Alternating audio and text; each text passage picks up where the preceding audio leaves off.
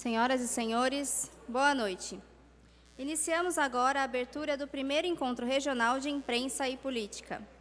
Este encontro é uma parceria entre a Câmara Municipal de Araras, a Escola Legislativa e a TV Câmara Araras, e tem o apoio da Astral, Associação Brasileira das TVs e Rádios Legislativas.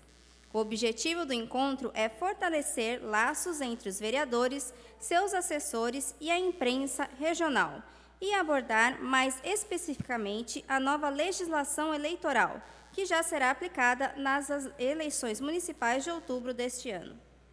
Informamos que estamos ao vivo pelo site da Câmara Municipal e pela TV Câmara Araras, canal digital 4 da operadora de TV a cabo NET.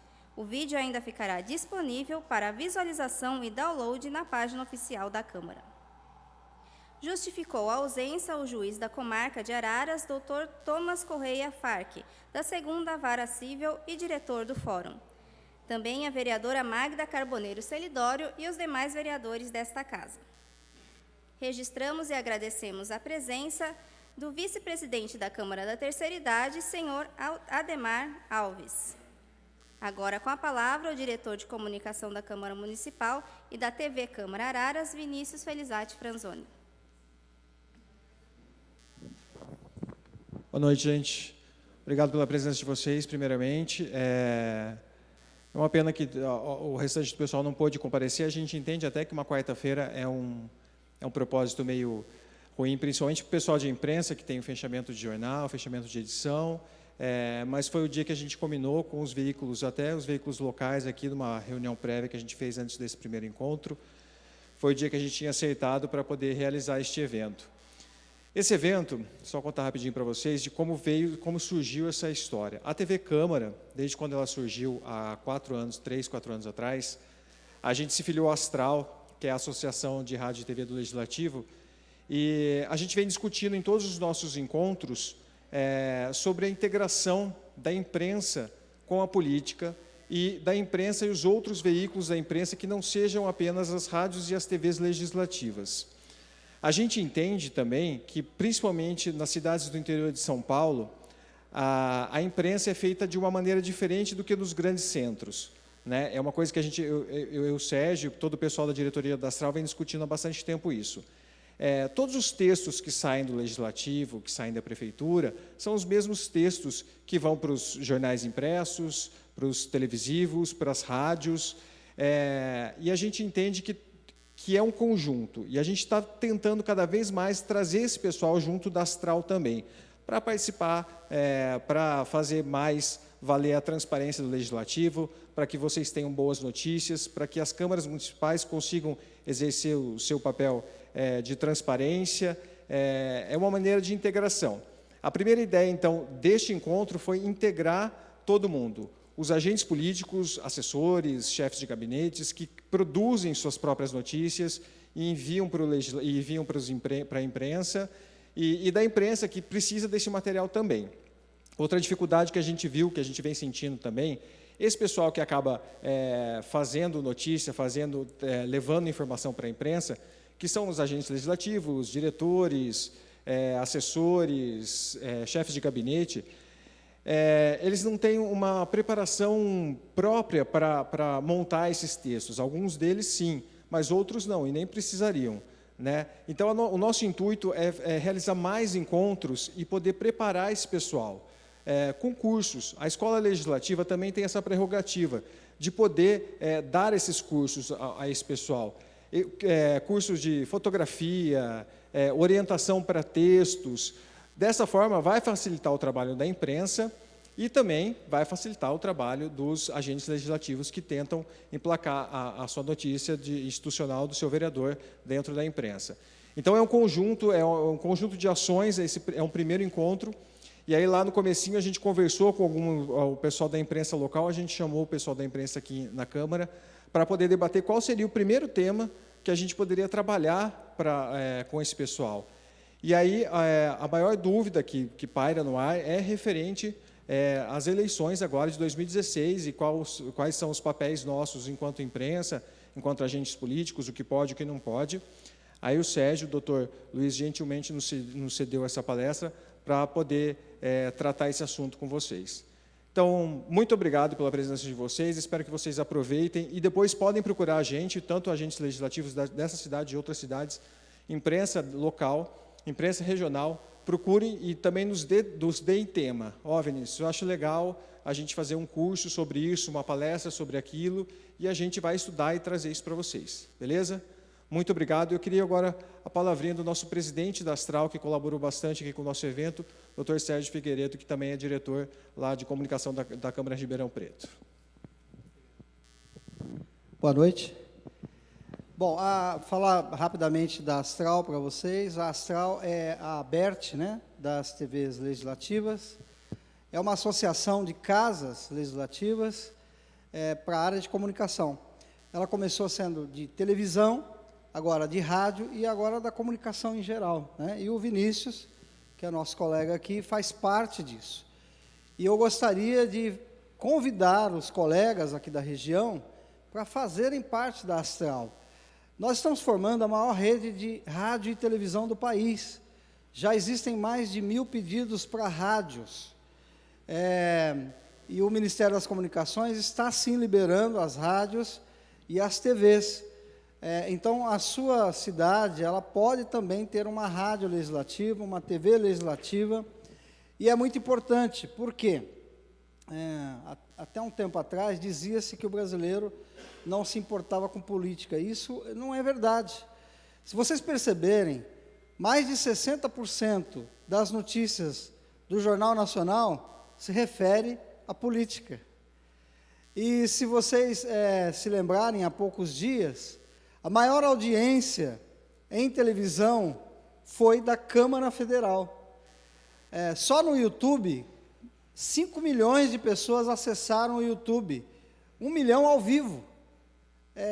Não se tem notícia disso, né, anteriormente. Mas isso por quê? Porque nós já temos hoje ferramentas que possibilitam isso. Nós temos cidades em que, às vezes, as sessões, por interessarem a comunidade, acabam a TV local tendo mais audiência do que a TV secular. Uma TV que está passando novela. Então, sim, de interesse da população saber o que acontece, e cada vez mais. Porém, nós temos, com o advento da internet, essa velocidade aumentou muito, mas o porém está em que muita gente propaga notícia que não é real. E é por isso que é importante os órgãos de comunicação, não só os legislativos, mas os das cidades, se aproximem para que a gente dê à população a informação correta. E a Astral, ela está buscando, não só nas casas legislativas, mas nos veículos, uma aproximação para que essa informação seja correta, não haja filtros, né? Filtros políticos, por assim dizer. Então, a Astral trabalha também para que a comunicação, mesmo dentro do legislativo, tenha a sua liberdade editorial, que eu creio que aqui tem, Ribeirão Preto tem, e em muitas cidades já tem, para que essa influência política ela tenha um limite. A TV e a rádio ao vivo, como nós estamos aqui, ela propicia isso. Por quê? Nós estamos ao vivo, nós temos que falar, não estamos só com vocês aqui, a população está nos assistindo.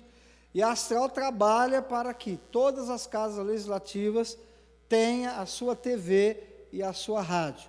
Logo depois, nós estamos aqui à disposição de vocês também, e eu não estando aqui, tem o nosso companheiro Vinícius, que é da Astral e pode falar por nós também.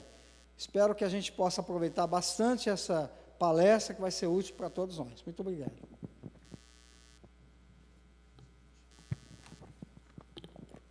Anunciamos agora e passamos a palavra ao palestrante, professor Luiz Eugênio Scarpino Júnior.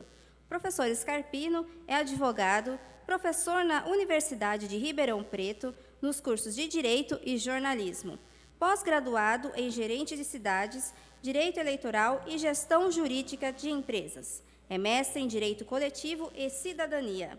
É ainda assessor parlamentar na Câmara de Ribeirão Preto e coordenador da Comissão de Direito Eleitoral da 12ª Subseção da Ordem dos Advogados do Brasil, além de autor de artigos e dos livros Moralidade Eleitoral e Juristocracia, Análise Crítica da Lei da Ficha Limpa e Sérgio Moro, homem, o juiz e o Brasil.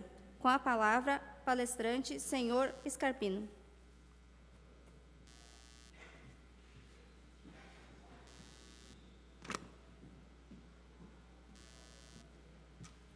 Boa noite a todos. É um prazer estar aqui na cidade de Araras. Gostaria de estar com vós, mas o que me sobra dela, eu tentarei, ao longo dessas 2 horas e 45 minutos que eu programei de apresentação, de gastar... Não é menos, fica tranquilo. Para a gente poder dialogar sobre a legislação eleitoral e sobre alguns temas bastante relevantes que nos nortearão para as eleições de 2016. Gostaria de agradecer o convite feito localmente pelo diretor de comunicação, Vinícius, e em seu nome agradecer a presidência da Câmara e demais vereadores que tornaram possível a realização desse evento, tal qual agradeço também o convite do presidente da Astral, Sérgio Figueiredo, para que aqui fizesse essa exposição com vocês, que eu pretendo seja mais um diálogo. Muitos tópicos, tenho certeza que vocês já conhecem.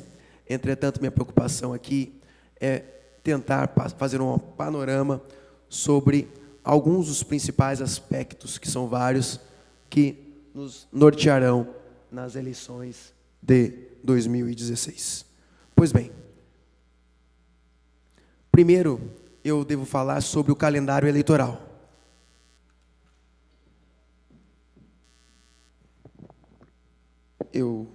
Essa é uma apresentação que eu venho remodelando ao longo do tempo, e aqui, sabendo que o foco é exatamente a imprensa e o setor de comunicação, eu tentei fazer uma modulagem que fosse adequada para vocês. Então, nós temos o calendário eleitoral e umas datas chaves nas quais nós temos que atender. Então, sabemos que o dia das eleições em 2016 é 2 de outubro, e que as convenções partidárias acontecerão de 20 de julho a 5 de agosto.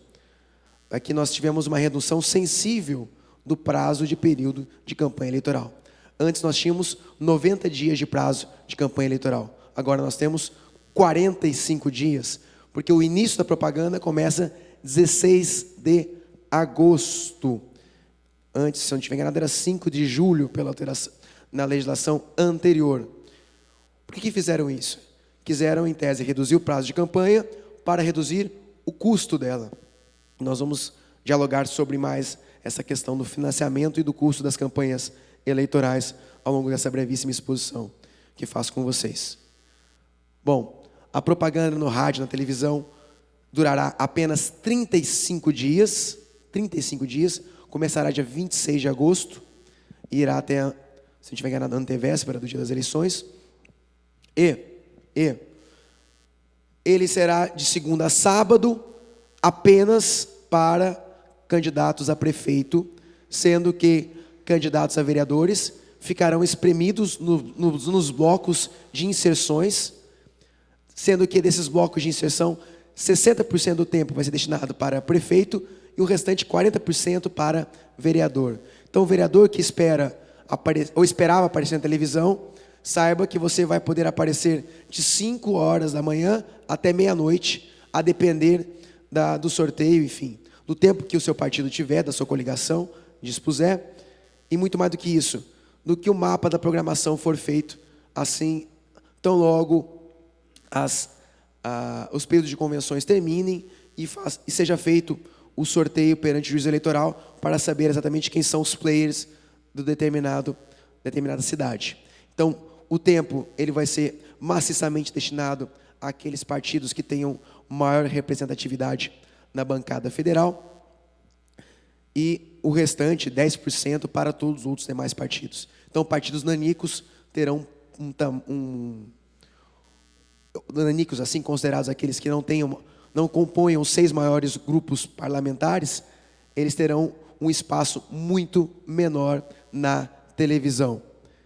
Da sorte que essa será uma campanha que para a televisão abrangerá poucos, apenas os prefeitos e principalmente aqueles que tenham as maiores coligações ou os melhores partidos que consigam atrair o maior tempo possível de televisão. E esse ano, como eu já disse, a eleição ocorrerá no dia 2 de outubro. Pois bem, sabendo que nós estamos num período pré-eleitoral, eu preciso dizer com vocês o que nós não podemos fazer, e aí para se dizer propaganda antecipada. Também aqui nós tivemos uma alteração bastante sensível da legislação eleitoral sobre o que é propaganda antecipada. Ainda sem uma grande compreensão, inclusive por parte da Justiça, e lendo notícias, para mim, bastante desencontradas sobre propaganda eleitoral, principalmente a questão da internet. Depois eu falo um pouquinho com vocês, essa questão de Facebook, post patrocinado, enfim. Mas nós tivemos uma seguinte alteração. Vamos diminuir o prazo de campanha. Entretanto, vamos dizer que não é propaganda, ou seja, não é propaganda antecipada, qualquer ato, desde que não tenha pedido expresso de voto. Se você não tiver pedido explícito de voto, não é considerado propaganda antecipada. Nós tínhamos antes um entendimento vigorante de que considerava-se propaganda antecipada a mera menção à data das eleições, por exemplo. Fulano de tal 2016. Isso já tinha uma conotação de campanha eleitoral. Por conta dessa alteração, do artigo 36A da Lei das Eleições, se entendeu, então, que não é mais propaganda antecipada este ato. Para que seja considerado efetivamente propaganda antecipada, tem que ter pedido explícito de votos. Ou seja, vai ser difícil você compreender e encaixar exatamente este conceito do que é propaganda antecipada. Ainda que eu venha encontrando algumas decisões, eu tive a oportunidade de levar para Ribeirão Preto um juiz eleitoral, o Dr. André Lemos Jorge, que é da classe jurista, e numa das exposições ele falou, olha, acabei de aplicar, isso faz 1 mês e meio, 2 meses, né, Sérgio? Nós fizemos na Câmara. E ele disse, olha, acabei de punir e multar um candidato e tirar a retirada do site dele do ar, porque lá o site já constava o número da campanha e não tinha apenas atos que poderiam se enquadrar como mera divulgação ou mera propagação de ideais políticos. Houve ali um abuso, um pedido enfático de votos, e por essa razão mandei retirar do ar e apliquei uma multa por propaganda antecipada. Entretanto, você consegue, desde que você esteja bastante preparado e fazendo o uso de meios adequados, se expor sem praticar necessariamente propaganda antecipada, que é aquilo que a legislação veda, com multas que se iniciam em R$5.000, sendo que num quadro reiterado de propagandas antecipadas, poder-se-ia constituir em abuso de poder político e ou econômico, ou até mesmo uso indevido dos meios de comunicação social, o que é algo muito mais sensível, grave, drástico, mas que num quadro reiterado de propaganda antecipada, isso poderia levar a essa sanção, que pode também culminar na inelegibilidade. Pois bem, o que não é propaganda, ou melhor dizendo, não é propaganda antecipada? Não é propaganda antecipada. Nós temos aí o que pode, e aí a gente não fala em candidato, nós falamos em pré-candidato, por assim considerar. Então, porque só é candidato aquele escolhido durante o período de convenções partidárias. Antes de 20 de julho a 5 de agosto, efetivamente da data de realização da convenção partidária, nós não falamos em candidato, nós falamos em pré-candidato. Para que seja candidato, o nome dele precisa ser aprovado e eleito em uma convenção partidária. Então, o que pode fazer um pré-candidato? Ele pode participar de encontros, congressos em ambiente fechado, custeado pelo partido, para organizar as eleições, mas sem divulgação externa. Então, por exemplo, um evento de um partido, eu posso pedir autorização para a Câmara e fazer um evento de um partido político para discutir questões do partido político ou até mesmo apresentar os nomes de pré-candidatos. O que eu não posso fazer é divulgar externamente esse evento. Por exemplo, colocar uma gravação no YouTube e expô-la de maneira indistinta.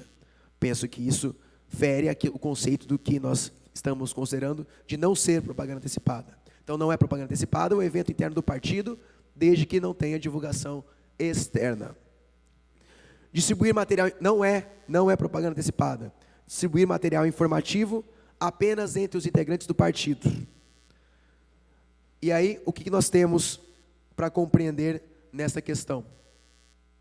É muito comum, em período de convenção, pré-candidatos a vereadores fazerem suas camisetas, fazerem panfletos e distribuírem para os convencionais, para os membros dos partidos, para, assim, viabilizar a escolha deles na convenção. Esse panfleto, essa camiseta pode circular na convenção, mas não pode transbordar os limites da reunião partidária. Se isso acontecer, isso é considerado como propaganda antecipada. Um parlamentar que esteja no gozo do mandato, um vereador, por exemplo, ele pode muito bem fazer o jornalzinho informativo dele, o panfleto dele. Isso é possível. Até quando? Em tese, até ele acabar de ser vereador. Não recomendo que ele faça após o período convencional, porque após aquele período ele se torna candidato e, como tal, penso que a figura do candidato e vereador se confundem em si, e até para não se gerar uma confusão de quem custeou aquele material, que às vezes esses materiais de divulgação de mandato podem ser feitos pelo próprio poder público, muito embora eu conheça determinados vereadores que fazem, para não gerar qualquer tipo de discussão, façam suas próprias expensas, né? Mas mesmo assim, para que não parem dúvidas, inclusive porque durante o período que ele é candidato, toda e qualquer despesa precisa ser contabilizada na conta especial de campanha. Porque um candidato, a partir do momento que ele se torna candidato, escolhido em convenção, sai lá a listagem dele, ele vai receber da Justiça Eleitoral uma autorização para pedir, com o CNPJ, então ele vai se tornar uma pessoa jurídica, fulano de tal, eleições 2016, a partir daquele momento ele vai se dirigir ao banco, vai abrir uma conta bancária, e qualquer tipo de gasto precisa transitar por aquela conta bancária.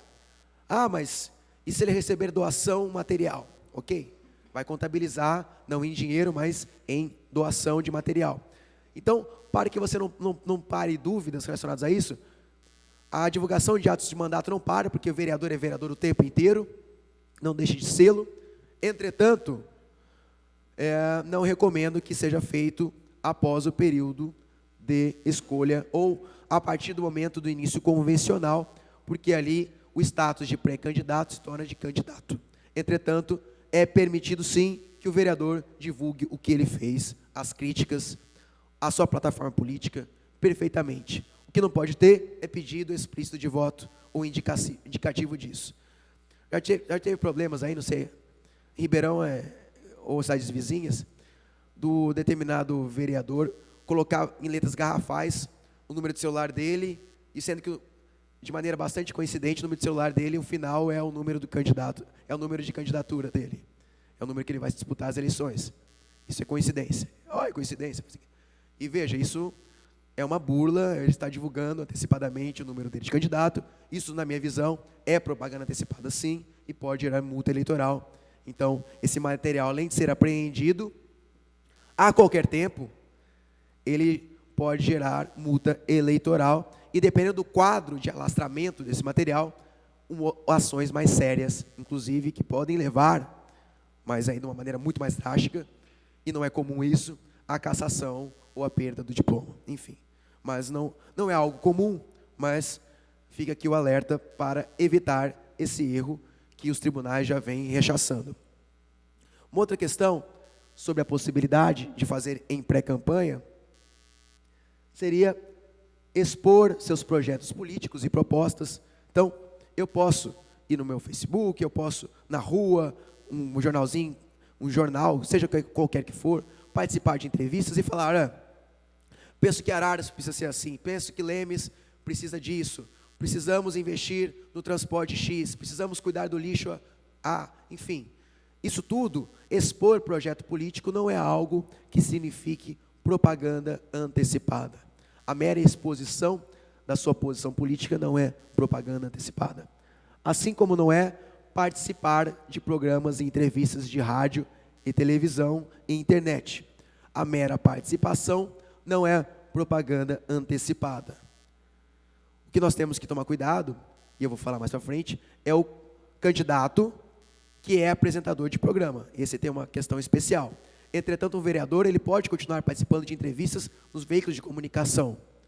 Não recomendo que o façam nas TVs legislativas, porque poderiam dizer que a TV Legislativa está impulsionando, está turbinando politicamente, em que o parlamentar, aquele que quer entrar, não vai conseguir ter. Então, o jornal X vai chamar o vereador para entrevistar, perfeitamente possível, mesmo no período de campanha eleitoral. Isso não é propaganda antecipada, antes, e durante o período eleitoral também não vejo como algo limitado. Entretanto, fica aí a advertência para, a partir de agora, programas apresentados por vereadores, seja quadros, seja entrevistas rotineiras, eu vou falar isso mais adiante, sejam interrompidos, sustados ou reavaliados com o seu departamento jurídico ou sua assessoria especializada para evitar problemas, dores de cabeça desnecessárias. Bom, isso aqui eu já havia anunciado com vocês. O que mais? Vamos falar de propagandas permitidas. O que pode um candidato fazer? O que pode? Está aí. Pode participar de comício? Pode. Tem comício? Não. Por quê? Está chato. Não é? Está chato porque não tem mais banda sertaneja, não tem mais festa, não tem mais som, não tem mais nada. Pode um candidato muito bem contratar um trio elétrico, subir lá e fazer discurso dele, no máximo, colocar o jingle dele tocando. Mas isso a gente sabe que é um modelo pouco atrativo para o eleitor, então comício é permitido, desde que não se constitui em showmício. Enfim. O que mais? O que sobrou, né? Porque tem muita proibição. É que tudo não pode. Todo advogado que fala que não pode. Então, vamos entender o que pode, qual que é a margem que nós podemos trabalhar e aquilo que os veículos de comunicação têm que estar atentos com relação àqueles que eventualmente venham a infringir a legislação eleitoral. Distribuição de material impresso, isso é algo que não foi proibido. Mesmo leis locais, como, por exemplo, Ribeirão Preto nós temos, São Paulo nós temos a Lei de Cidade Limpa, né, que proíbe circulação, limitação de material. Essa legislação, ela é, na minha visão, excepcionada durante o período eleitoral. Então, aquilo que fala, preciso pedir autorização para distribuir o flyer, o banner, isso, durante o período eleitoral, por expressa disposição legal, não é permitido. Ou seja, vou refazer, não é permitido proibir. Então, regra, pode distribuir qualquer tipo de material, independentemente de autorização prévia do poder público. Não tem que pedir autorização para a prefeitura para distribuir material, onde quer que seja. Eventualmente, direito de reunião, eu tenho que comunicar aos órgãos públicos para garantir direito de preferência. Vou fazer um comício, vou fazer uma reunião pública na praça. Comunico à polícia, com antecedência de 24 horas, para garantir que naquele local outro candidato não compareça. Mas só isso. Ninguém pode impedir um candidato de participar de atos públicos de campanha em locais abertos. O que a gente vai ver, eventualmente, restrições, são em recintos fechados ou em bens públicos. Isso não pode. Exceto legislativo, desde que tenha um ato da mesa autorizando, eventualmente, panfletar, colocar flyer, circular com praguinha. Em tese é possível, desde que tenha um ato da mesa autorizando que isso seja feito. Mas, por exemplo, não posso, na prefeitura, colocar um cartazinho, ou num prédio da prefeitura, colocar lá, pendurar um lambe-lambe do candidato. Assim como também não posso num viaduto, não posso numa árvore, não posso em uma série de locais, como também não posso na quitanda do Zé deixar lá meu material de frente ao caixa. Isso também não pode, por entender que ali é um local de bem público, mesmo fechado, porque isso, em tese, poderia privilegiar a determinados candidatos que tenham acesso àquele local, e isso, pela legislação, é enquadrado como uma espécie de bem público. Não é bem público, mas é enquadrado porque é um local de fácil acesso. Então, o candidato ele pode circular na praça, enfim, nas feiras, qualquer lugar público ou aberto. Fechado, aí já tem restrição. Jogo de futebol, panfletar lá dentro, isso não pode. Dentro do supermercado, também não pode. Igreja, principalmente, porque nós podemos ter um outro veículo que nós sabemos de um grande alinhamento de determinadas linhas ideológicas, religiosas, em candidatos. Isso é algo que a Justiça Eleitoral, na minha visão, tende a evoluir até como um meio de entender que ali nós temos um uso abusivo daquele espaço em que, eventualmente, líderes religiosos usufruem de uma condição especial de líderes religiosos para galgar de maneira não equânime, ou seja, não igual, condições diferentes de outros candidatos. Porque a igreja geralmente não vai abrir para todo mundo. É o contrário de, por exemplo, abrir um evento para todos os candidatos participarem. Essa é uma outra questão. Um debate, eventualmente. Agora, a pessoa ir lá e se promover, isso pode ser algo considerado como ilícito. Então, o que mais? Pode carro de som, observar das 8 às 22, observar 200 metros de igreja, prédios públicos, hospitais, enfim. A lei estabelece uma série de locais.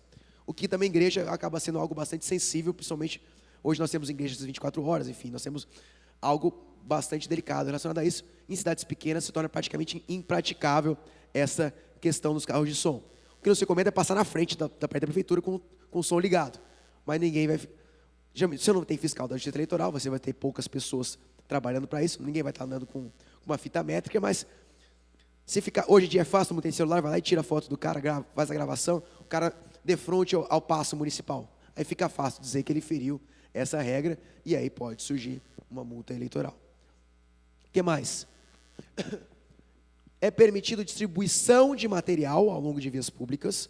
Eu posso montar uma banquinha no meio do centro, da praça, de frente à igreja, lá de fora, e distribuir um material, uma mesinha de apoio. Eu posso fazer isso. Eu posso pegar a bandeira e, em movimento, fazer eventos de divulgação de candidatura. O candidato vai panfletar na feira. Ele, os cabos eleitorais dele, todo mundo vai lá, um séquito de bandeireiros, circulando para um lado, para o outro, isso é permitido. O que não pode é atrapalhar o bom trânsito das pessoas, e a bandeira tem que ser móvel, ou seja, não é o cara que vai fincar lá a estaca como se fosse a bandeira dos Estados Unidos na Lua e deixar lá a bandeira circulando noite após dia. A bandeira, quando fala móvel, é alguém circulando e andando com ela, não estático. Então, essa é uma questão. Até porque nós tivemos uma alteração, porque na eleição anterior nós permitimos aqueles bonecos, sabe aquele boneco bobo, boneco de posto? O pessoal falava, ficava mexendo? Isso não pode mais. Então, o que se permite ao longo de vias públicas são propagandas móveis. Propagandas móveis. Bom, o que eu disse para vocês sobre candidato. Candidato, ele pode ser apresentador de programa de rádio e televisão? Candidato, não. Porque candidato é aquele que, durante o período convencional, foi escolhido candidato, entre 20 de julho a 5 de agosto. Temos uma proibição específica para dizer que, a partir de amanhã, quem for apresentador de programa de rádio ou de televisão deve sair da apresentação dele. Se constar o nome lá, Zé apresentador, deverá tirar programa do Zé, deverá mudar o nome do programa do Zé. Deve ser programa não sei do que, outro nome. Mas não pode ser o nome do candidato, o nome que ele vai se apresentar para as pessoas. Isso é uma vedação que acontece a partir de amanhã. Então, quem tem programa de rádio, vocês devem ter ouvido hoje, já se despedir da apresentação dos programas. Fica a dica, se alguém estiver apresentando amanhã, possivelmente porque não seja candidato, mesmo que ele seja filiado, porque ele tem essa vedação, e aí ele não vai conseguir se viabilizar eleitoralmente para isso. Bom, vamos falar de algumas questões específicas de rádio e televisão, que é o que interessa também aqui para vocês. O Sérgio tinha pedido isso. E nós temos o seguinte, a partir de 6 de agosto, o que é 6 de agosto? É um dia depois da data das convenções. Né? Boa noite. Então, nós temos, um dia após a data limite das convenções, proibições específicas para rádio e televisão. Então, não pode transmitir pesquisa ou consulta quem se identifica o entrevistado, enfim. Passando na rua, assim, escuta, o que você acha do fulano de tal? Isso é vedado.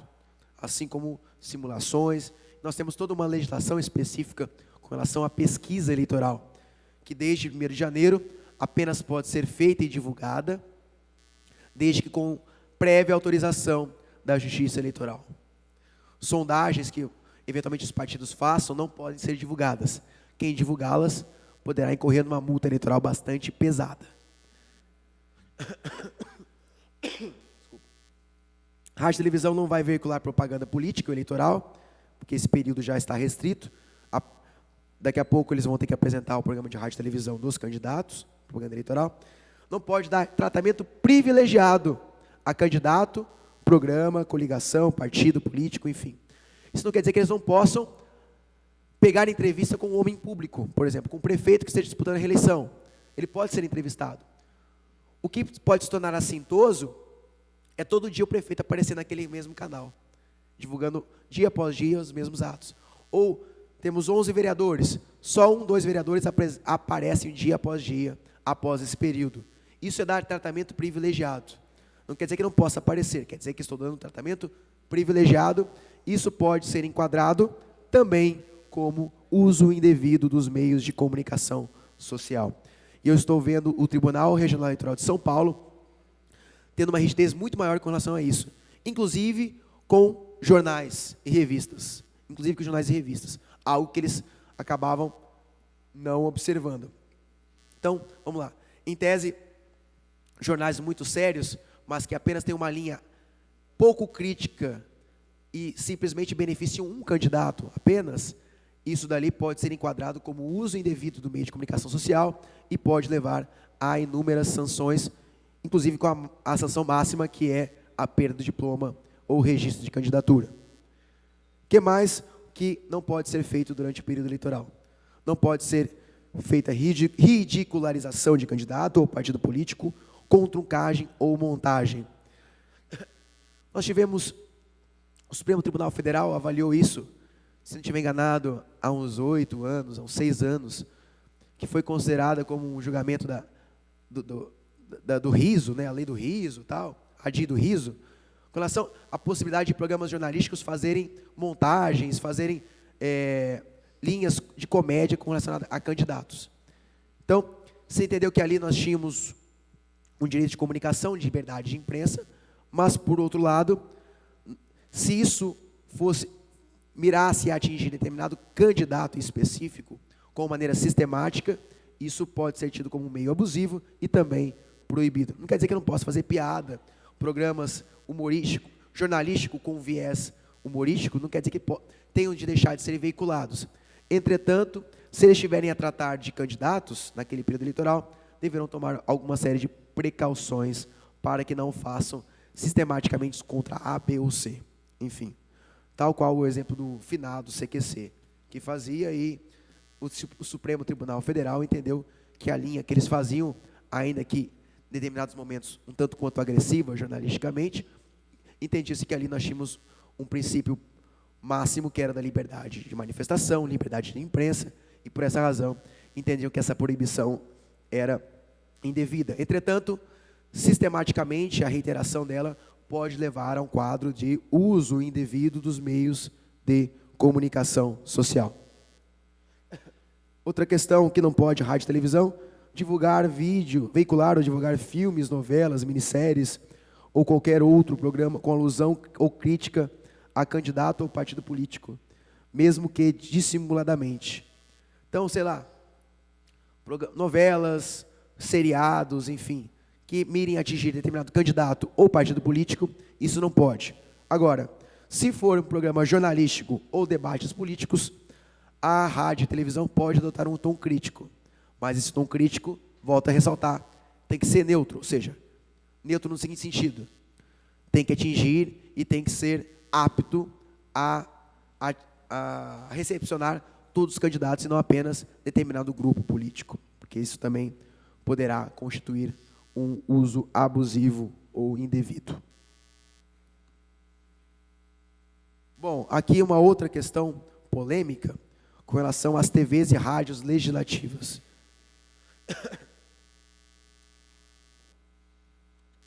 Primeira questão: não é para tirar do ar a rádio e TV legislativa durante o período eleitoral, mesmo nas eleições municipais.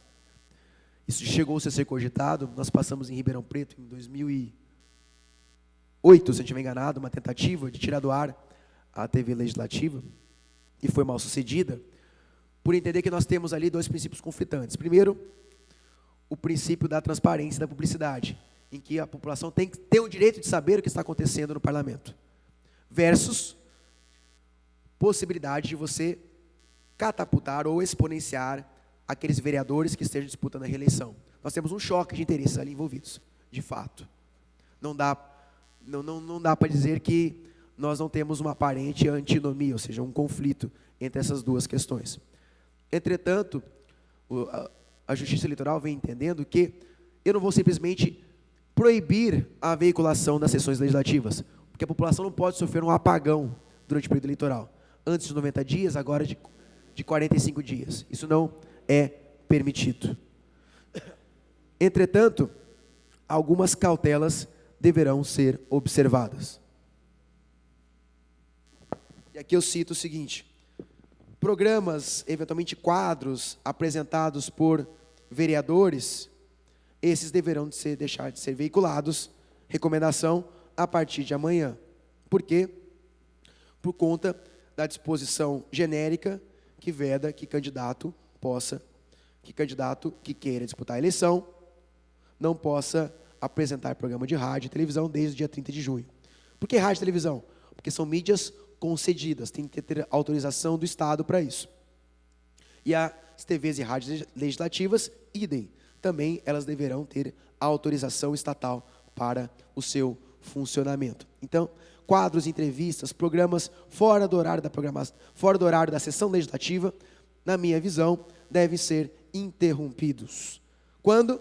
Até o dia 2 de outubro, dia 3, pode retomar normalmente, exceto se tiver segundo turno, e aí, então, sabendo que os debates não terminarão apenas nas urnas, mas continuarão no Poder Legislativo, então, até o término das eleições, efetivamente, deverão ser interrompidos.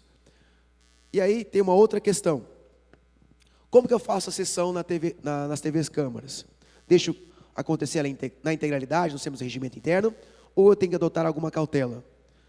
E aqui é posicionamento pessoal meu, com base nos estudos, com base em precedentes que nós estamos avaliando, uma orientação que, se eu pudesse dar, eu daria, e aí aceita quem quiser, mas a avaliação que eu faço é que, durante o período da sessão legislativa, que podem e devem acontecer, os vereadores apenas discutam as proposituras que estejam em debate. Aquele que nós chamamos, em algumas câmaras, de pequeno expediente, ou os períodos de debates eleitorais, que a tribuna fica livre para os vereadores discorrerem sobre qualquer assunto, na minha visão, isso é muito perigoso, porque ali são veiculadas críticas políticas, e críticas políticas que, inexoravelmente, terão um reflexo eleitoral. Então, pessoalmente, recomendo que os debates legislativos, exceto de proposituras que estejam em pauta na Câmara, não sejam alvo de transmissão na sessão legislativa.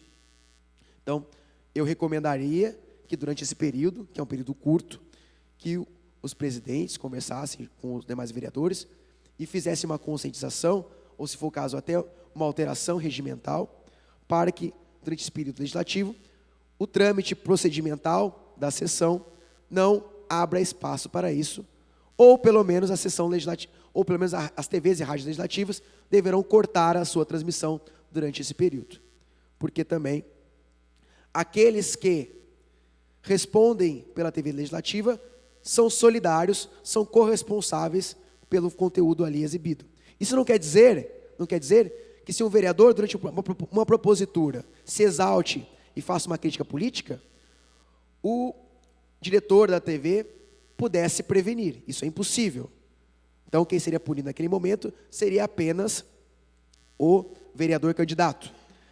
Entretanto, se isso acontecer, o chefe da TV não poderá deixar retransmitir aquela sessão. E recomendaria também a eles que reunissem com a assessoria jurídica e junto com o presidente da Câmara e toda a sua mesa diretora, para tomar uma decisão bastante madura com relação ao que transmitir ou não durante o período eleitoral, que é um período bastante curto. Os vereadores terão uma exposição natural muito maior do que aqueles que estão disputando uma cadeira fora daqui, isso é natural. Ainda que para qualquer homem público que tenha cargo, nós temos vedações específicas, que está na lei das eleições, que é a lei 9.504, os artigos 73 a 77, trazem uma série de condutas vedadas aos agentes públicos, e aí inclui seu vereador, como por exemplo de participar de inaugurações de obras, enfim, uma série de outras questões. E aqui entendo que eu teria a possibilidade de que esse vereador pudesse usar de um meio que outro candidato não pode usufruir. Então, isso, na minha visão, desequilibra a disputa. Qual é o papel da Justiça Eleitoral, na minha visão? E dos grandes doutrinadores? Que eu copio, claro. Não sou grande, nem tenho tamanho para isso. Cabe à Justiça Eleitoral garantir a normalidade das eleições e o equilíbrio da disputa. Normalidade para quê? Para que não haja abusos. Equilíbrio, para que o tempo inteiro busque fazer com que todos os candidatos tenham formas equitativas de participação. Isso não significa dizer que todo mundo tem que ter o mesmo tempo, com base nesse princípio. Porque nós temos outros princípios que irradiam para dizer o seguinte: olha, se teu partido tem mais representantes, você tem mais tempo. Entretanto, se você for disputar uma campanha eleitoral, o que um não pode, o outro também não pode. Para que assim você tente igualar. Agora, inevitavelmente, aqueles que estejam no cargo público têm uma natural exposição e a eles algumas cautelas extra deverão ser tomadas, porque eles já se aproveitam dessa natural exposição, principalmente em tempos de redução de período de campanha eleitoral, para que eles se apresentem de uma maneira favorecida aos eleitores. Pois bem, outras questões que, depois, se vocês quiserem, eu posso voltar a debater sobre esses temas, tá, gente? Eu deixo a palavra livre ao término da minha exposição, que ainda faltam mais 2 horas, conforme prometido. Brincando. Vamos ler ali, enquanto eu respiro. O que é permitido durante o período eleitoral? Propagandas permitidas, colantes, e aí tem limitação de tamanho, 40 por 50, enfim. E não pode ser indistintamente colado em qualquer lugar, mas tem tamanho. Se for no carro, é um microperfurado, aquele no vidro traseiro, microperfurado, ou seja, tem que garantir condições de visibilidade. E não pode plotar o carro inteiro, como fizeram nas campanhas anteriores, que eram verdadeiros trios elétricos andantes de candidato, que era como se fosse, melhor dizendo, era como se fosse um comitê eleitoral ambulante. E a Justiça Eleitoral chegou a punir alguns candidatos que, por exemplo, pode plotar o carro? Posso, ok, maravilha. O cara plotava um ônibus praticamente, uma van. E aí você ia na somatória dos tamanhos, excedia os 4 metros quadrados, que era a legislação anterior. Agora, a limitação do tamanho... Essa vai ser uma campanha escondida, gente. O eleitor não pode saber quem é candidato. Diminuiu o tempo de campanha, diminuiu o tamanho, trouxe algumas restrições a doações eleitorais. Então vai ser difícil o eleitor saber quem é candidato. E até mesmo para visibilidade. Sob o pretexto de tentar baratear o custo das campanhas eleitorais. Que talvez aconteça, mas talvez esse gasto eleitoral vai ocorrer às escondidas da Justiça Eleitoral. E eu posso falar isso abertamente, como advogado, e estou replicando uma fala de um juiz eleitoral, que também é advogado, o doutor André Lemos Jorge, disse há algum tempo, que se entendia que as empresas doavam para campanhas, agora a empresa não pode doar mais para campanhas, eu vou falar mais um pouquinho sobre isso. Nós tínhamos um nível de caixa 2 aparente, mas como as empresas poderiam doar, era muito mais fácil a empresa aparecer para fazer doação. Claro, dinheiro de corrupção não se declara, e muito menos aquele dinheiro que a empresa não consiga veicular ou não quer estar atrelado a determinado candidato. Entretanto, os interesses não deixarão de existir e o caixa 2 vai aumentar. Vai aumentar. Não preciso ser vidente para dizer que o uso de caixa 2 vai aumentar.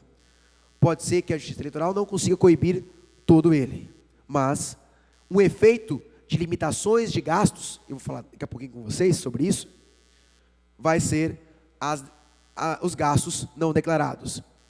E nós temos um outro contrassenso, que é o seguinte: eu limitei o período de campanha eleitoral para 45 dias. Fora desse período, nada é campanha. Isso não é campanha, não contabiliza.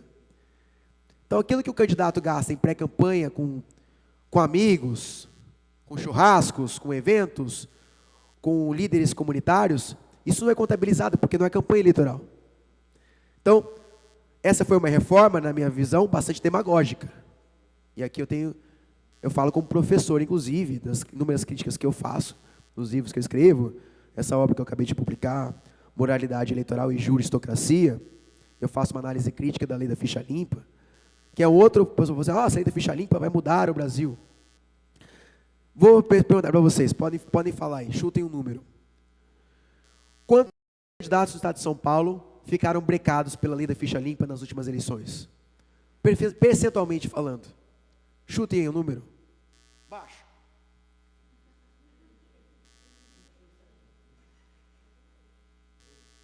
Meio por cento.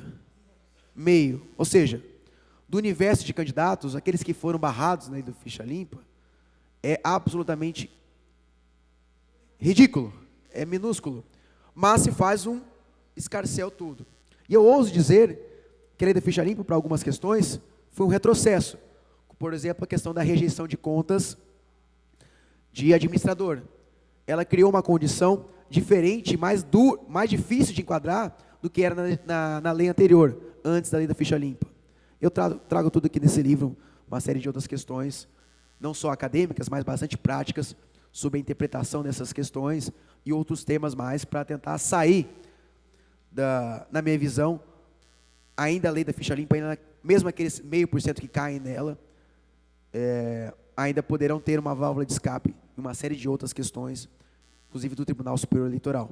Não sei se vocês se lembram, o famoso deputado federal, por São Paulo, sempre um dos mais votados, com uma série de processos na Justiça, falou assim, agora dessa vez ele cai na ficha limpa. Aí caiu no TRE, TSE foi lá e absolveu. Por que absolveu? Porque a alteração que fizeram ficou mais difícil de enquadrar do que era anteriormente. Então, na minha visão, os congressistas, quando vão alterar a legislação eleitoral, é só para piorar. Ultimamente, eu estou achando que aquilo que é reforma política, eleitoral, eu fico um pouco com a pulga atrás da orelha. Acho que o povo tem que errar um pouquinho mais e tirar um pouquinho da importância do juiz eleitoral, por exemplo, da justiça eleitoral, que não pode ser protagonista de processos eleitorais. Aqui eu sei que nós já tivemos tempos conturbados, em cidades vizinhas também nós temos tempos conturbados, de quem entra prefeito, sai prefeito, enfim. Essa insegurança política, ela é bastante danosa ao futuro da cidade. Se eu não sei quem é o secretário, como é que eu vou estabelecer um planejamento? Aí um começa, o outro vai lá e apaga, enfim. Isso não dá estabilidade, não dá condições políticas de projetos de Estado, não projetos de governo, sejam desenvolvidos de maneira adequada. Pois bem, o que mais pode durante o período eleitoral? Quais são as propagandas permitidas? Publicar propagandas em jornais e revistas pagas, e aí tem uma limitação de tamanho e de quantidade de anúncios. Não pode, se eu não estiver enganado, é 10 anúncios no máximo por jornal. E tem um tamanho, se é tabloide, se é jornal Folha A3, e tem toda uma limitação específica com relação ao tamanho, dizeres e termos que deverão constar da propaganda eleitoral. Mas ainda é permitido você comprar esse espaço. O que não pode, nessas eleições, é o jornal doar aquele espaço. Porque antigamente o jornal podia até doar aquela propaganda. Como nós tivemos um julgamento pelo Tribunal Superior Eleitoral para dizer que a doação, pelo Supremo Tribunal Federal, corrigindo, empresas não poderão doar recursos para campanhas eleitorais, logo, jornais não poderão ceder graciosamente, ou seja, sem custo, seu espaço para campanhas. Um quadradinho lá de 1/8 de página deverá ser pago. Alguém deverá pagar, deverá ser contabilizado. Não pode o jornal doar aquele espaço. Ele não tem mais essa possibilidade. Isso levará a entender como uma fonte indevida de financiamento de campanha, podendo levar não só à desaprovação de contas do candidato, como também, eventualmente, o enquadramento no artigo 41A, que fala genericamente do Caixa 2, mas é exatamente esse uso de recursos indevidos por quem não pode fazer doação. Pessoal, essa vai ser a campanha da internet. Já está sendo a campanha da internet, não é isso? Internet, em tese, é o meio mais democrático de fazer campanhas eleitorais, porque todo mundo tem perfil no Facebook, todo mundo pode abrir um blog, Todo mundo, pessoal, vai lá no Twitter, é rapidinho você abrir uma conta e difundir a informação. Confesso que eu vejo dos juízes eleitorais, principalmente os mais antigos, que não nasceram com a internet, não são tão contemporâneos, ainda tem dificuldade para compreender exatamente o grau de importância delas. Eu lembro que eu estive num evento no Tribunal Superior Eleitoral em Brasília, e a Carmen Lúcia estava fazendo uma exposição, falou, olha, desculpa, a internet é que nem uma conversa de boteco. Ela falava do Twitter, porque um candidato ele retransmitiu, replicou uma mensagem do Twitter. Aí eu pensei, escuta, mas esse boteco está largado, porque aquele candidato ele tem 1 milhão de seguidores. A partir do momento que ele fez assim, ó, retransmitiu a notícia, 1 milhão de pessoas estavam lendo, ou poderiam ler aquilo que ele estava fazendo. Então a internet é um mecanismo bastante eficaz para comunicar. Entretanto, cara, quem trabalha com marketing, sabe que isso vai estar poluído e deverá usar estratégias mais adequadas. Vigora aqui um princípio básico para a internet. Vale qualquer coisa de internet desde que não seja pago. Ou seja, eu não posso comprar um bannerzinho num grande portal da internet. Eu não posso, no período eleitoral, impulsionar propaganda no Facebook. Então, no período eleitoral. Vou deixar isso bem claro.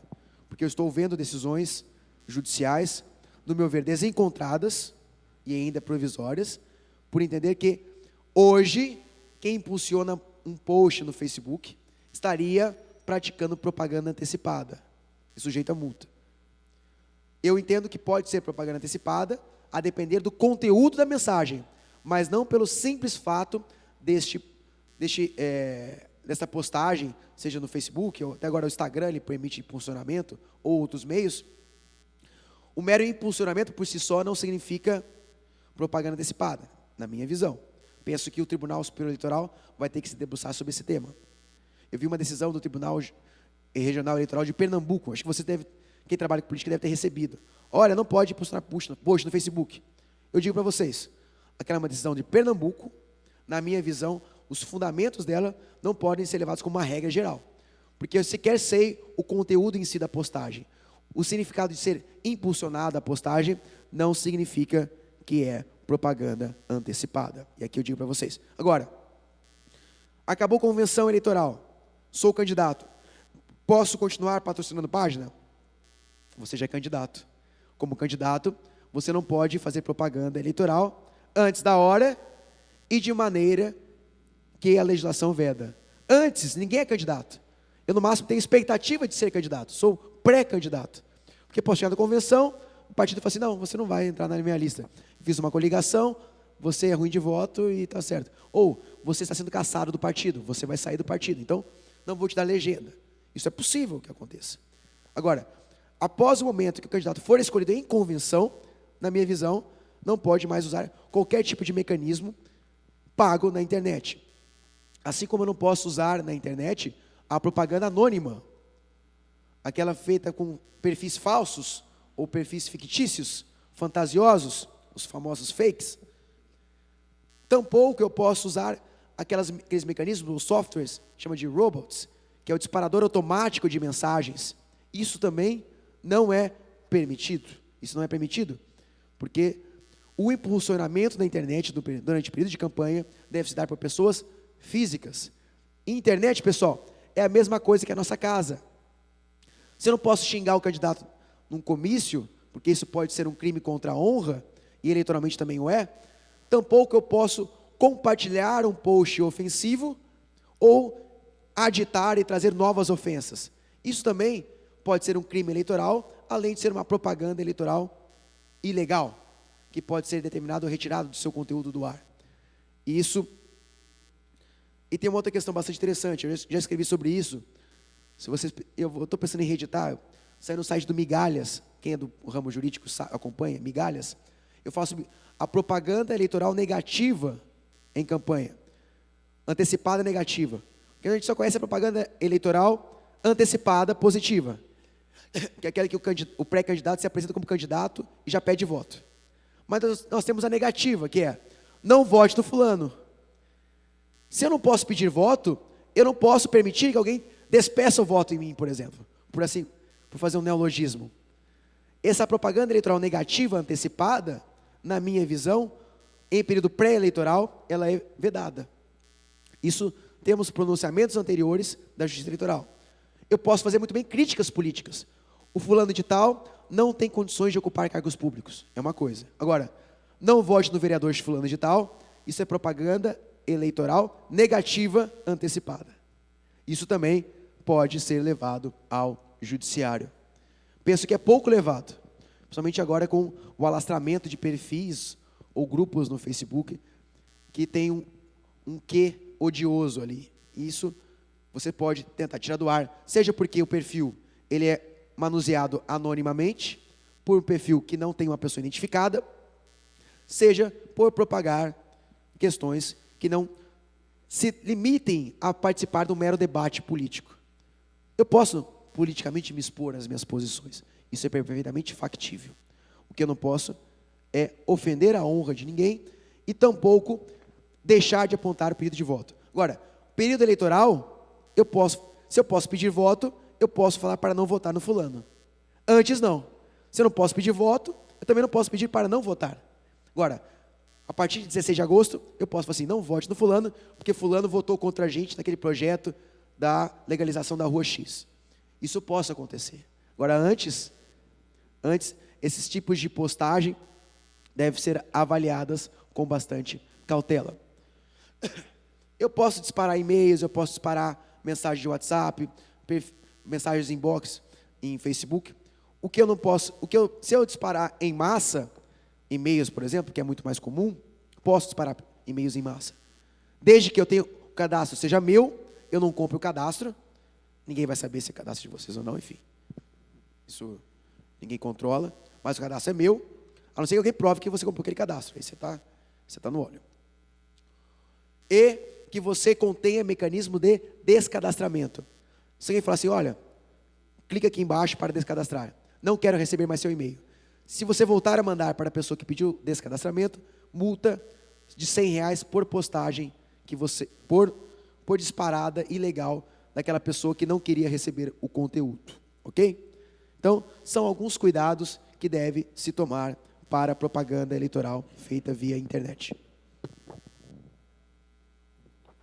Pessoal, o que mais?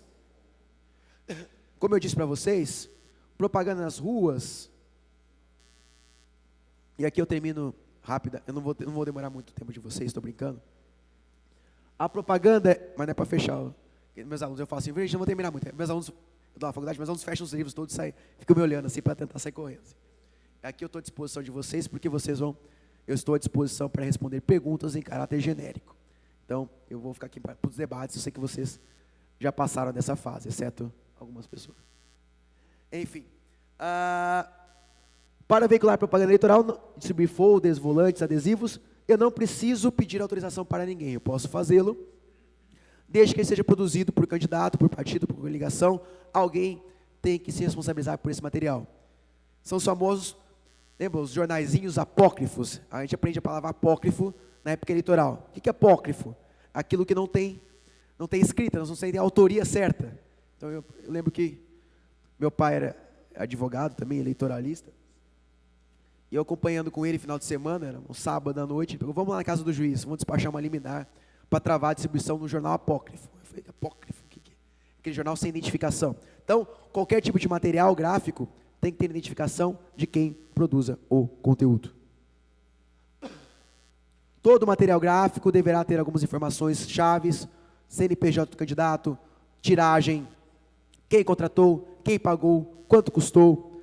E tudo isso, pessoal, vai ser checado depois pela Justiça Eleitoral, principalmente nas gráficas, porque você é obrigado a dizer qual gráfica produziu, essa gráfica vai emitir uma nota contra o teu CNPJ, e a Justiça Eleitoral pede para que as gráficas informem todas as notas que foram emitidas. E eles chama de circularização de dados, ou seja, você informa e a gráfica também informa e depois vem a Justiça Eleitoral e fala, escuta, tudo que o candidato informou foi declarado? Ou o cara esqueceu de declarar alguma coisa? Isso em municípios é menos difícil de acontecer, mas em campanhas de vulto maior, de estadual, deputado federal, isso é um problema que acontece recorrentemente. Às vezes até um eleitor quer ajudar, faz um negócio, contrata e não informa para o candidato. E isso, inevitavelmente, gera reprovação de contas. Não pode pintura em muro, inscrição em faixa, muros, paredes, admitida apenas a fixação de papel ou de adesivo, com dimensão que não ultrapasse meio metro quadrado. É aquilo que eu falei, a campanha ficou escondidinha, escondidinha. Nas fachadas de comitês eleitorais tem um outro estabelecimento, uma outra metragem. É vedado também em bens públicos, e aqui aqueles que se equiparam, inclusive, a bens públicos, você pichar, escrever em tinta, expor placas, estandartes, faixas, cavaletes, bonecos e assemelhados. Aquela praga dos cavaletes acabou. Inclusive, tinham campanhas odiosas de chute um cavalete, enfim, que é crime eleitoral. Danificar material eleitoral é crime eleitoral. Isso também não será mais permitido. O que eu posso, ao longo das vias públicas, distribuir material e circular com bandeiras ou assemelhados a bandeiras. O que eu não posso é fixar faixas, cavaletes, bonecos e assemelhados. Eu posso propagandas móveis ao longo de vias públicas. Ok? E aqui eu vou chegando para o trecho final, falo com você sobre gastos de campanha. Aqui o bicho vai pegar. Não adianta o cara ser bom de voto, não adianta o cara ter bons cabos eleitorais. Se não tiver um bom assessoramento contábil e jurídico, vai ter problemas sérios, seja com reprovação de contas, seja até mesmo para não ter o seu diploma outorgado, a depender do tipo de vício que ele cometer. Eu trouxe aqui um quadro para vocês, está um pouco pequenininho, mas não sei se dá para vocês visualizarem. Eu tirei do site do Tribunal Superior Eleitoral, que estabeleceu o limite de gastos para campanhas eleitorais. Isso estava na lei. A lei falava assim, uma lei vai estabelecer o limite de gastos ou os partidos políticos vão estipular. Nunca estipulava.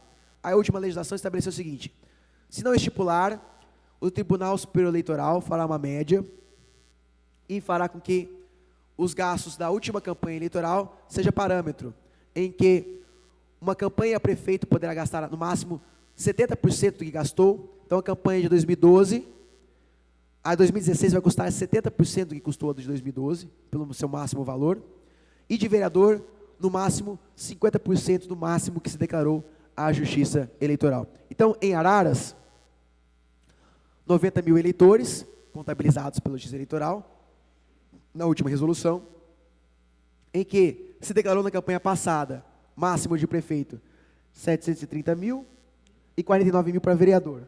Essas eleições, o candidato não poderá receber doações eleitorais em dinheiro ou em bens suscetíveis de avaliação, de no máximo 515 mil reais. 515 mil reais.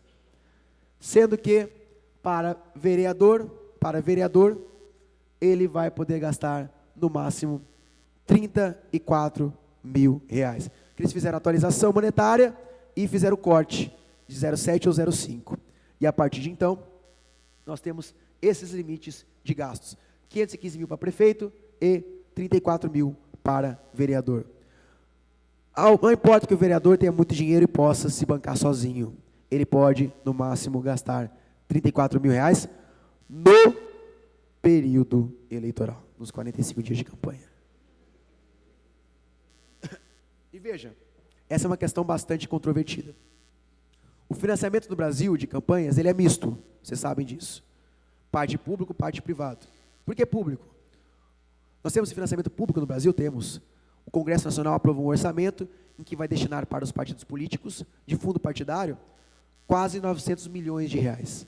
Esse valor foi triplicado ao longo dos últimos 2 anos. Para quê? Para que os partidos com esses fundos partidários transmitam às principais cidades. Esqueçam, Araras não vai receber dinheiro, Ribeirão Preto não vai receber dinheiro, talvez Ribeirão receba, porque tem mais eleitores do que aqui, mas municípios de médio e pequeno porte não vão receber dinheiro de fundo partidário, vai ser difícil. As campanhas vão ter que ser na raça. Por quê? Quem pode financiar a campanha eleitoral? Não, deixa eu acabar de falar isso, não vou misturar as coisas. O financiamento é público por 2 motivos. Primeiro, fundo partidário, que é dinheiro do orçamento da União, nossos tributos que vão para lá e eles redistribuem. Segundo, sabe a propaganda eleitoral gratuita? Não é de graça. Alguém paga a conta. Quem paga a conta? Os programas de rádio, a rádio e televisão comerciais, tem o custo da inserção, e esse custo ele é abatido por isenções tributárias. Então, ao invés da TV X pagar 50 mil de tributo, ela fala, olha, eu passei tantas inserções, me custaram 20 mil reais, vou abater, e aí então vai pagar 30 mil reais de tributo. Então, nós temos já uma espécie de financiamento público, mas ele é parte público e parte privado, porque permite doação de pessoas. Até a campanha passada, se permitia a doação por empresas. Mas o Supremo Tribunal Federal, na ação direta de constitucionalidade 4650, decidiu que era inconstitucional empresas doarem para campanhas, sob o fundamento de que empresa não é eleitor e não vota, e se não vota, ela tem interesse econômico, se tem interesse econômico, ela quer corromper, ela quer algo em troca. É uma lógica, na minha visão, de muitos Cs, mas que acabou sendo a tese prevalente, que eu, academicamente, discordo dela, porque em democracias mais evoluídas nós temos um sistema muito mais transparente de financiamento privado. Como que se pode financiar privatisticamente as campanhas eleitorais? Duas formas. O candidato, com recursos dele, ou outras pessoas físicas. O candidato, ele pode se financiar totalmente. Se o limite da campanha de vereador é 34 mil reais em Araras, e o candidato a vereador, ele tem esse dinheiro, e aí é outro detalhe, ele tem lastro, não é um dinheiro que surgiu do nada, ele tem imóveis, ele tem aplicações financeiras, ele tem de onde tirar o dinheiro, ele pode se autofinanciar 100%. Ou ele pode receber doações de pessoas físicas, e pessoas físicas poderão doar até 10% daquilo que elas declararam à Receita Federal no ano de 2015. Ano de 2015. Ah, mas quem é isento?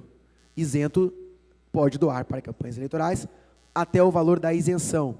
Então, eu acho que é 3 mil e pouco, se eu não estiver enganado, esse ano. A resolução, ela traz isso.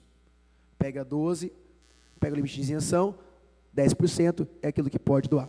Ah, mas eu declarei imposto de renda, ganhei 20 mil reais no imposto de renda. Você pode declarar no máximo, pode doar no máximo 2 mil reais. Quem doar em excesso vai pagar multa eleitoral de 5 a 10 vezes o valor que ele doou a mais. Imagina o candidato que ele poderia doar 5 mil reais, ele doa 10 mil. Ele doou 5 mil reais em excesso. Ele pode tomar uma multa que pode multiplicar por 5 até 10 vezes, de 25 a 50 mil reais de multa eleitoral. Além de receber o efeito de inelegibilidade, ou seja, não vai poder ser candidato nas próximas eleições. Isso aconteceu com uma célebre figura da República Brasileira, recentemente, que ele fez uma doação acima do limite, ocupa um cargo público de mais alta dimensão, mas para o Tribunal Regional Eleitoral está inelegível. É uma questão que ainda deverá ir para as barras dos tribunais. Entretanto, é uma questão bastante delicada, porque além da pessoa, você tem que contar com a ajuda de alguma pessoa, essa pessoa, você vai ter que perguntar para ela quanto que ela declarou de imposto de renda. Sob pena de você implicar, ela quer te ajudar, ela te prejudica. Isso vale também para doações em bens estimados, ou seja, aquilo que a pessoa, por exemplo, doa trabalho, por exemplo, doa trabalho. Eu sou advogado, eu faço uma defesa de graça. Não existe almoço de graça, tem um custo. Se eu fiz um trabalho de graça, se eu fiz um trabalho, ele tem um preço. Se eu não cobrar, quer dizer que eu estou doando o meu tempo para ele. Se eu pegar a tabela da ordem, vou lá pegar a tabela da ordem e falo assim, você no mínimo custou X reais aquele serviço teu. Se você não tiver lastro no imposto de renda para doar aquilo lá, você pode ser penalizado também com multa eleitoral, mesmo por doação em serviços. Aconteceu, num caso que eu defendi, um sujeito que ele tinha uma empresa de software, de site. Ele declarou de maneira bastante inadvertida, por desconhecimento mesmo, um erro pueril, que custou 5 mil reais o site, ele podia doar no máximo 2 mil reais. Então, pegou R$3.000 de excesso, multiplicou por 5, toma uma multa lá de R$15.000. Sendo que ele doou o tempo dele e ainda se prejudicou. Então, muita calma nessa hora. Tem uma série de questões, pegas, contábeis, jurídicos que vocês deverão se alertar. E também a prestação de contas agora nessas eleições, essas e nas outras, apenas poderão transitar pela conta oficial, ou seja, pela conta de campanha, que o candidato poderá abrir. Eu tenho nome sujo no Serasa, eu posso ter conta de campanha? Pode. Porque a conta de campanha não é do teu CPF, é do teu CNPJ. Isso pode. E o banco é obrigado a abrir. Vai cobrar um custo, mas é obrigado a abrir. E nós teremos 2 prestações de contas. Uma parcial, que é feita no meio da campanha, de 9 a 13 de setembro, e outra final, 1º de novembro, isso se acabar a eleição no primeiro turno. Então, os candidatos, além de pedir voto, precisarão estar atentos para as declarações de doação de campanha, e elas também deverão ser lançadas no sistema em um período bastante exíguo. A prestação de contas vai ser quase que automática, quase que online. Então, vocês terão um custo, os candidatos terão um custo além disso. Além disso, será obrigatória a assinatura de um advogado na prestação de contas. Ele precisa assinar junto com o candidato. Para quê? Se assina, tem custo. Se tem custo, tem que repassar, tem que declarar. E por que isso? Porque a Justiça Eleitoral, se ela tiver qualquer problema, ela vai intimar o advogado para prestar esclarecimentos. Então, o que era um processo meramente declaratório do candidato, se torna quase como um processo judicial, não é administrativo, é administrativo que eles falam, mas em que o candidato será intimado na pessoa do seu advogado para prestar esclarecimentos, geralmente em 72 horas. Diga a parte por que gastou isso e não declarou tanto. Então, isso deverá ser feito por intermédio de um advogado. Pessoal, em 1 hora e 5 minutos, eu penso que eu não esgotei os temas todos necessários, mas trouxe aqui um panorama para vocês de alguns dos pontos eleitorais que nós estamos a estudar. Depois, se quiserem ver minha página no Facebook, mandar um e-mail, enfim, para outras questões, eu estou à disposição. Mas saibam que política não é lugar de amadores, e muito menos em tempos de limitação e restrição de campanhas quase ocultas. Os candidatos deverão estar muito atentos, e a imprensa, idem, porque vai ser muito fácil violar a justiça eleitoral, a legislação eleitoral, e devemos todos estar atentos para não incorrer nessas limitações. Eu agradeço a atenção de todos, peço desculpas pela minha voz trôpega, que quase não saiu, mas ainda não é finda, e me coloco à disposição de vocês para eventuais questões em tese que eu possa tratar com vocês. Muito obrigado.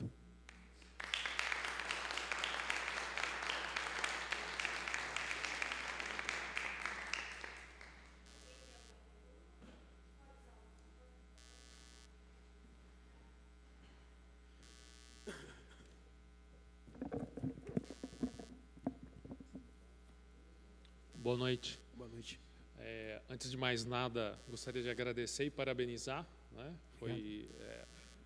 Elucidou muitas coisas e foi realmente muito bom para nós. Obrigado. Eu tenho uma dúvida no seguinte, né? Nesse contexto todo, nós temos, dentro de uma campanha, nós temos os vários players aí, desde o candidato propriamente dito, mas também existe um jornalista, existe o veículo, existe uma agência, enfim. Quando se incorrer, no caso de um erro, né, dentro desses parâmetros, incorre em algum desses erros, a penalidade vai cair em cima só do candidato ou também todos esses players? Como que seria isso? Obrigado. Bom, nós temos algumas questões. Os veículos de comunicação podem ser punidos por eventual desgressão à legislação, podem ser multados, eventualmente, por permitirem uma propaganda irregular. Um agente público que não seja nem candidato, mas que contribui para uma ilicitude, por exemplo, um prefeito que apoia um outro candidato a prefeito, num evento público, ele faz um ato de apoio àquele candidato. Isso pode ser enquadrado como abuso de poder político. Então, aquele prefeito responde eleitoralmente e também poderá responder por ato de improbidade administrativa. Eu tenho um caso recente, que eu analisei, em que um prefeito local da região de Ribeirão está sofrendo uma ação por improbidade administrativa por uso de servidores públicos na campanha eleitoral. Esse é um outro grande tema bastante peculiar. Esse negócio de hora de almoço, eu acho que você tem que tomar cuidado com isso. E, na ocasião, o prefeito eleito chegou a perder o cargo e conseguiu eliminar e depois reverter, mas ainda sofre ação de improbidade administrativa por conta de um fato eleitoral. Então, a depender do tipo de dano, ou do tipo de ofensa, os reflexos poderão transbordar além da figura do candidato ou todos aqueles que eventualmente permitam o cometimento dessa ilegalidade. Por exemplo, eu vi um caso que o Facebook foi acionado porque ele não retirou um conteúdo, ele deixou que alguém expusesse um conteúdo. É com base no Marco Civil da Internet, nossa nova legislação, eu tenho que primeiro notificar o site a tirar determinado conteúdo. Se ele se recusar a retirar, aí sim ele é conivente com determinada penalidade. Conheço um outro caso de um agente político que vai sair o cargo e vai ficar rico, pelo menos do ponto de vista de multa, porque o juiz eleitoral mandou o Facebook tirar o determinado conteúdo do ar, sob pena de multa diária de 5, 10 mil reais. Essa multa transcendeu R$1 milhão e agora com penalidade está sendo executado pelo candidato, pelo agente político, que daqui a um tempo vai receber esse dinheiro do Facebook, mas porque ele foi intimado a retirar e ele se negou peremptoriamente a cumprir determinada decisão judicial, mesmo com recursos até quase que a China, mas a jurisdição da China não se aplica ao Brasil, então o Facebook instalado no Brasil, ele responde à legislação brasileira, nesse caso ele sofreu. Agora, uma agência de publicidade, não sei se poderia praticar algum ato possível de enquadramento. Veículo de comunicação, com certeza. Agências de pesquisa poderiam, quem faz pesquisa eleitoral, fora dos limites, fora daquilo que pode, que determina a resolução, pode ser tomar multa, enfim. Temos uma série de outras pessoas que não candidatos que podem sofrer multa eleitoral, desde que sejam incluídos no polo passivo, ou seja, desde que eles sejam citados para se defender. Isso pode acontecer sim. Obrigado pela pergunta.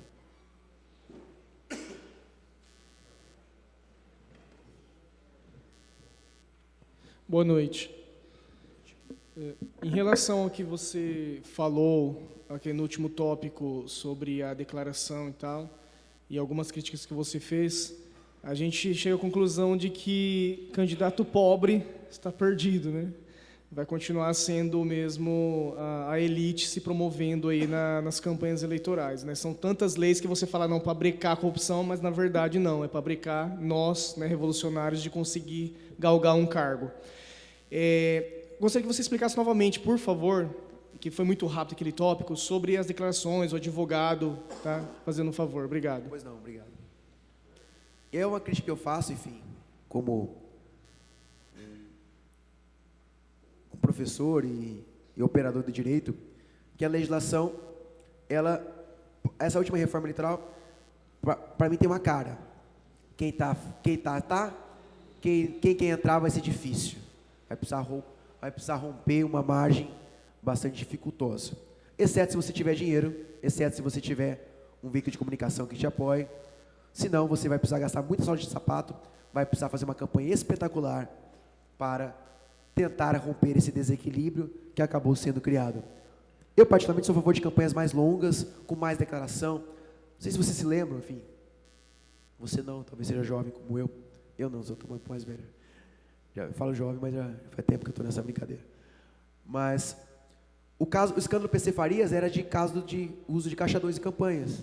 Porque até então, pessoa física não as empresas não doavam para campanhas. O que fizeram? Vamos colocar as empresas para doarem, mas elas declaram a justiça eleitoral e assim você consegue controlar quem faz o quê. Você fingir que esses players não vão jogar o jogo é ilusão, é demagogia. Agora, claro, com Lava Jato, enfim, eu fiz essa outra análise do livro Sérgio Moro, O Homem e o Juiz do Brasil. as empresas vão estar mais assustadas, porque o grau de transparência, ele amplificou, e quem participar de campanhas eleitorais sabe que corre um risco bastante grande, mesmo que faça no Caixa 1, que agora não tem mais Caixa 1, agora não tem mais nada. Mas isso é um fator que demove. Com relação à questão de declaração de contas de campanha, eu poderia fazer uma palestra especificamente sobre isso, mas eu vou dizer rapidamente. Primeiro, você passa a convenção, o partido te dá a condição de filiado, manda a Receita Federal para te fornecer um CNPJ. Com esse CNPJ você vai a uma conta bancária, uma agência bancária, em qualquer agência bancária, e eles são obrigados a abrir a sua conta em um prazo, eu não lembro o prazo agora. A partir de então, qualquer recurso financeiro que você receber em dinheiro precisará circular na conta de campanha, mesmo que seja seu. É dinheiro meu, eu, pessoa física, CPF, dou para o meu CNPJ. Ok. Minha irmã, minha mãe, minha cunhada, minha prima, sobrinha querem doar. Façam doação em campanha. Doação para a conta de campanha. Eu vou doar minha mão de obra. Eu sei fazer um site, vou te cobrar R$1.000. Mas eu não vou te cobrar, eu vou doar isso daí. Você vai fazer um recibo eleitoral por doação de serviço, estimável em dinheiro. Isso vai entrar na contabilidade. Ainda que você não precise pagar em espécie, mas vai entrar. Pode ter a cessão de um veículo, por exemplo, e aí eu acho que o limite ele sobe para... Você tinha ganhado R$50.000 para doar. Vou disponibilizar um veículo que é de minha propriedade, para que você circule e faça campanha eleitoral. Eu posso fazê-lo. Mas não esqueça, o que era muito comum nas campanhas, uma falha gritante. O cara declarava aluguel de carro e esquecia de declarar a gasolina, ou vice-versa. Declarava, gastei 300 litros de combustível, e não declarava qual veículo usou. Isso é uma inconsistência, uma inconsistência bastante severa. Então, se eu vou disponibilizar um veículo, eu vou gastar gasolina por conta da campanha eleitoral, eu tenho que contabilizar isso. Tem que pôr dinheiro sempre pela conta da campanha, e o meu veículo eu tenho que colocar como utilização de um bem que tem conteúdo, que tem valor econômico para a campanha eleitoral. E aí, essas declarações de recibos eleitorais deverão ser inseridas na rede online. Alguns pequenos pagamentos inferiores a R$1.000 poderão ser feitos em dinheiro, mas não recomendo, porque isso é fácil de você perder controle. Façam em cheque. Cheque existe para isso. Cheque existe para algumas operações ilícitas e para campanhas eleitorais. Ou agora as transações bancárias, que também você pode fazer. Nada obsta de você fazer uma contratação sem ter dinheiro em conta. Eu contrato panfleto, não recebi R$1 ainda. Então, dia 15 de agosto, já tenho o CPF, contratei lá R$20.000 em jornal. Posso contratar, vou contratar. Entretanto, eu vou jogar essa despesa a partir do momento em que eu fizer efetivamente. Vou fazer o lançamento da despesa e vou fazer o lançamento posterior do pagamento. E aí que também a Justiça Eleitoral pede a conciliação bancária, que é não só aquilo que você declarou que recebeu e pagou, mas o momento que aquilo aconteceu no extrato bancário. Então, isso tudo isso vai ser estampado na rede mundial de computadores. As declarações de prestação de contas poderão ser feitas pelo próprio candidato, por qualquer um. Eu recomendo que seja feito por um contador que tenha expertise em direito eleitoral. Não adianta ser qualquer contador que sabe fazer qualquer tipo de lançamento, ele tem que dar uma estudada nisso, que é diferente. E deve ser assinada por um advogado. E aqui faço uma outra questão. Vai precisar declarar o advogado para o custo de campanha também. Porque ele é um gasto de campanha, então você precisa contabilizá-lo. Mesmo que seja um amigo. O amigo doou o tempo dele, é doar X horas de trabalho, e vai precisar contabilizar isso também. Senão a Justiça Eleitoral vai falar assim, escuta, o advogado doutor fulano de tal fez a prestação de contas, mas você não declarou. E aí? Doutor fulano de tal, como é que você recebeu esse dinheiro? Caixa 2, não recebeu nada? O que foi? Isso também é problemático. E aí observar o limite de doação de 10% para a pessoa física. Exceto o candidato, ele pode se autofinanciar até o limite. Eu tenho dinheiro na conta bancária, eu posso me financiar. Quanto? Tudo. Eu não tenho lastro, eu posso me financiar? Não. A Justiça Eleitoral, essa resolução, ela deixou uma válvula de escape. O cara tomar empréstimo do banco. Ele pode tomar empréstimo do banco, CPF, para jogar para o CNPJ. E aí vai ter que contabilizar o que ele pagou no período, mas o que ele levantar dinheiro tem que ser compatível com a renda dele também, que ele possa pagar. Imagina, o cara ganha R$ 1.500 por mês e contabiliza um empréstimo de R$ 4.500 a parcela. Ele notoriamente não tem condições de pagar aquilo lá. Ele está querendo esquentar dinheiro. Então, observar o limite de doações de estranhos, de terceiros. E tem a Justiça Eleitoral, ela estabelece também uma possibilidade de trabalhos que você não declara, que são aqueles apoiamentos voluntários que você não sabe que acontece. Até o limite de R$ 1.064, você não é obrigado a declarar. Mas isso é complicado, porque cidades pequenas, dificilmente você tem conhecimento de quem faz propaganda é para quem. E se alguém faz propaganda para você, você tem que contabilizar aquilo lá na sua prestação de contas. Então, panoramicamente, são alguns temas que penso que geram dificuldades dos candidatos. Eu recomendo depois você buscar a resolução eleitoral. Aqui eu fiz um caderninho, olha como ficou grosso. É a resolução 23463. 23463. 23463, você acha no site do Tribunal Superior Eleitoral, tá? Parece meio difícil, mas dá para entender algumas coisas. Pois não. Eu quero fazer duas perguntas. Uma das perguntas são essas. Nós podemos, o candidato, ele pode fazer a reunião na casa da família? Sim. Pode. Pode. Pode. E deve. E deve. Essa é a campanha boa. A outra pergunta. Nós estamos numa época festiva. O candidato pode participar, a festa está sendo na rua. O candidato pode participar a partir do momento de agora? Sim. Deve tomar cuidado, se ele for o candidato se ele for o próprio prefeito, para não usar os meios, ou abusar do poder político. Por exemplo, tem o locutor fala, fulano de tal, agradeço a sua presença, agradeço o Zé da marmitaria, o Tião da cantina. Isso tudo é algo que deve tomar uma precaução. Entretanto, você participar em reuniões públicas, abertas, isso é factível. Senão você não vai poder, já tem tempo de campanha, já não pode fazer quase nada, ele não vai pedir voto ainda nas reuniões. Então, você com o teu santinho na mão, pode panfletar. Boa noite. Eu vinha, não é nenhuma dúvida, é uma observação com uma dúvida junto, né? Que é sobre o negócio da internet, do Facebook, né? Que eu tenho conhecimento que, por exemplo, eu crio um fake para denigrir tal candidato. Eu trabalho com o candidato X e quero denigrir o Y, certo? E pelo que eu andei pesquisando tudo, né? Eu sei que tem uma multa agora para mim, que foi o autor da postagem, que parece que é de 15 a 30 mil. Seja para mim próprio ou para um grupo de guerrilha cibernética, que é o que está mais ocorrendo no momento, né, no Brasil.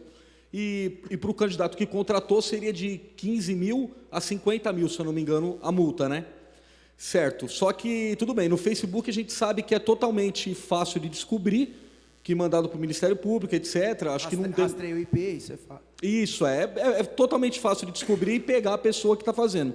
Só que a dúvida é o WhatsApp. Eu posso usar um exemplo para você. Eu compro um chip, eu sou de Iracemápolis, eu compro um chip aqui em Araras, cadastro no CPF de um morto, porque é só se apertar o número do CPF, por exemplo, né? E uso a internet daqui da câmara daqui. Se alguém rastrear, vai usar aqui daqui da câmara. Saio daqui, taco fora e mandei para uma lista de 500 pessoas, de número de telefone que eu tenho, alguma coisa, alguma mentira, alguma coisa. Como que poderia rastrear isso daí e poder pegar? Eu digo isso porque minha cidade já está sofrendo com isso. O atual prefeito está sofrendo com esses ataques via WhatsApp, né? Boa pergunta. Eu sou advogado. Eu não sou perito criminal nem tecnológico para entender essa complexidade. O que eu posso dizer para você é que o uso de chip ele precisa ser declarado, alguém precisa adquiri-lo. Você consegue rastrear por torre, mais próxima de aproximação, de onde ele é utilizado. E, eventualmente, a depender do local de aquisição dele, se a Polícia Federal quiser trabalhar, ela vai identificar quem está fazendo aquilo lá.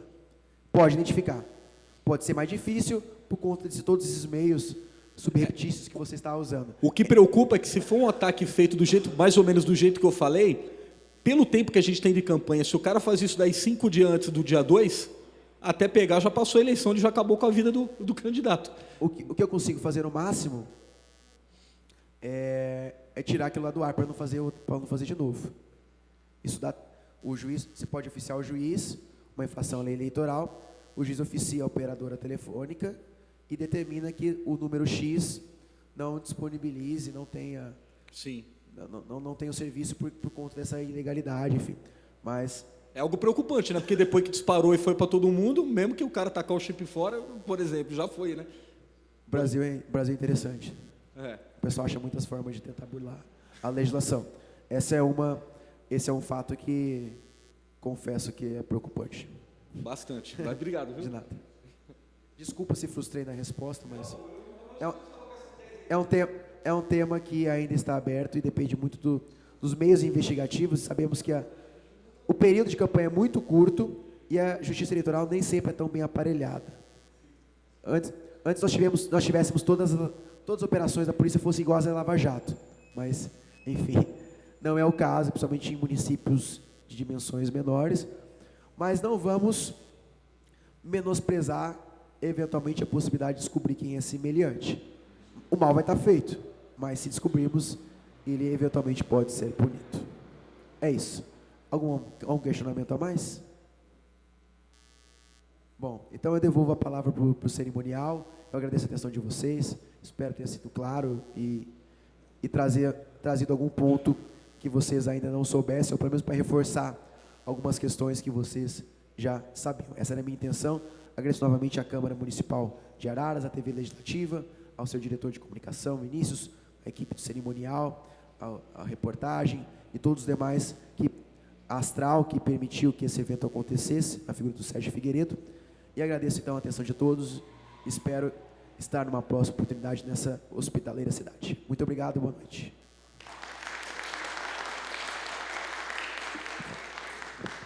Obrigado, doutor Luiz, mais uma vez, pela palestra. Obrigado, Sérgio, mais uma vez, por nos auxiliar sempre. Obrigado a todos que compareceram até agora com a gente. Obrigado à presidente da casa, a Magda, a vereadora Magda, e aos demais vereadores também que acreditam na nossa TV Câmara, na nossa Escola Legislativa, na nossa Câmara Participativa e conseguem fazer e trazer esses eventos aqui para vocês também. Certo? Agora eu queria convidar todo mundo, a gente vai servir um cofezinho lá fora, até para que a gente possa conversar, trocar ideia e todo mundo interagir um pouco mais. Tá ok? Obrigado mais uma vez pela presença de vocês, boa noite.